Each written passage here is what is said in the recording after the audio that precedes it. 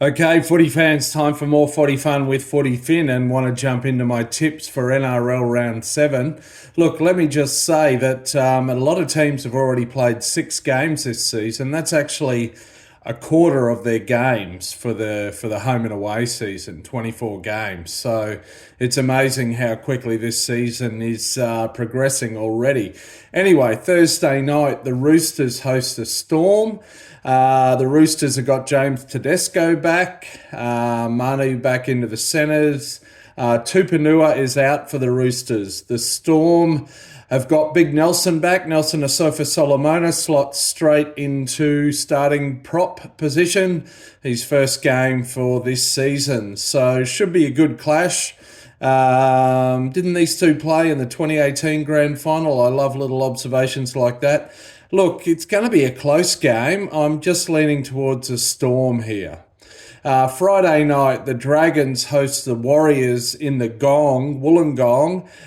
Dragons off a 5-day turnaround, Warriors off a 6-day turnaround, which had 10 minutes extra time, Golden Point in Auckland. Dragons are missing Jack Bird. Warriors are missing Jazz Tavanga. Dragons coming off the back of a win over the Tigers, but I'm going with the Warriors here. Then from Darwin, Friday night prime time, the Eels host the Finns, the Dolphins. Eels like to take one game to Darwin per year. Interestingly, this year they're facing the Dolphins, a Queensland opposition. Might even pick up some new fans, the Dolphins, in the Northern Territory. Eels largely unchanged from last week. Dolphins have got Sean O'Sullivan back, but he's on the bench. Still got Nikorima and Katoa in the halves.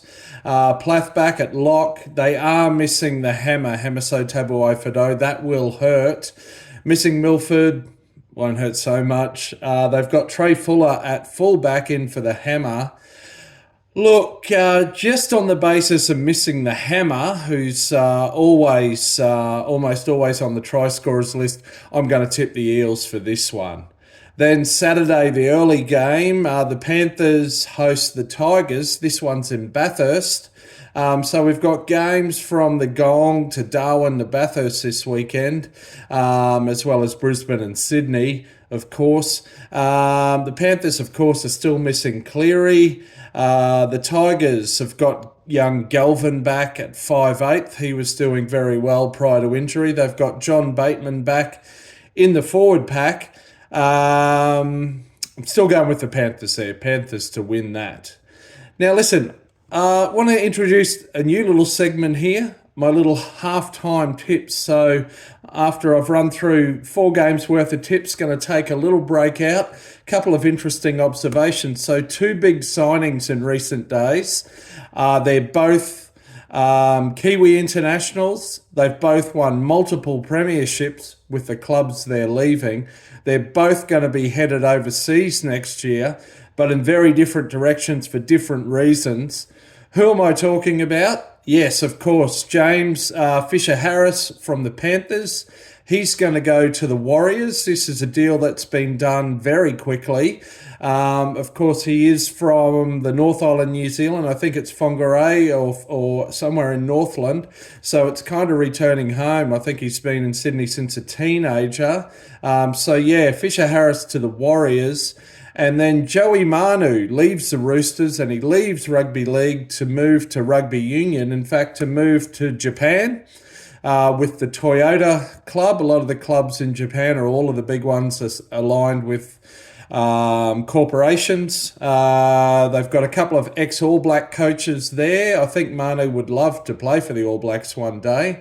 He's going to be on decent money and a much easier season than the NRL. So anyway, all the best to them. All right, on with my tips now. Saturday afternoon, the Titans host Manly. Of course, Des Hasler and Foran for the Titans are up against their old club. Manly do have Garrick back in the centres. He, of course, is their goal kicker. That'll make a difference. The Titans are missing Jaden Campbell, and Sami comes back in, not on the wing, but at fullback. I'd love to see the Titans get their first win of the season, but I can't see it happen against Manly. Manly to win on the Gold Coast. Saturday night at Lang Park, Suncorp, the Broncos host the Raiders. Now, Broncos had a great game against the Dolphins at Lang Park last week. They ended up winning that one fairly comfortably in the last 20-25 minutes. They're coming off an 8-day turnaround. The Raiders are coming off a 6-day turnaround. They played that late game that went all the way deep into the 10 minutes of Golden Point, and they came away with a win over the Titans. Broncos, of course, are still missing Reynolds and Haas. That's a long-term thing, but I'm going with the Broncos to win there. Then on Sunday, the Dogs host the Knights. The Knights, they had a disappointing, sort of unexpected home loss to the Roosters. I think that was Thursday night. So they've got a long turnaround for this one, around about 9, even 10 days. The Dogs have got Taft back in, Blake Taft, but he's on the bench.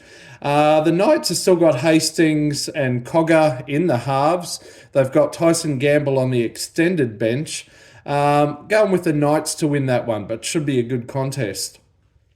And then finally, the Sharks host the Cowboys. Now, the Sharks are top of the table at the moment. They've got 4 wins from 5. The Cowboys have got 4 from 6.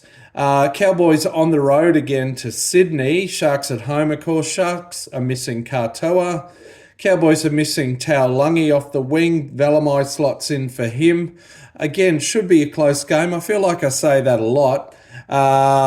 Was leaning towards the Cowboys, but just going to go for the Sharks on the back of them being at home and near the top of the table. So there you go. That's my tips.